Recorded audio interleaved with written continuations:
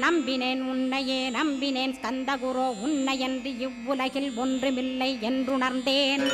நன்கறிந்து கொண்டேன் நானும் உனதருளால் விட்டிட மாட்டேன் கந்தா வீடதருள் வீரே. நடுநற்றித்தானத்து நானுனை தியானிப்பேன் பிரம்ம மந்திரத்தை போதித்து வந்திடுவாய். சுழுமுனை மார்க்கமாய் ஜோதியைக் காட்டிடுவாய் சிவயோகியாக எனச் செய்திடும் குருநாதா.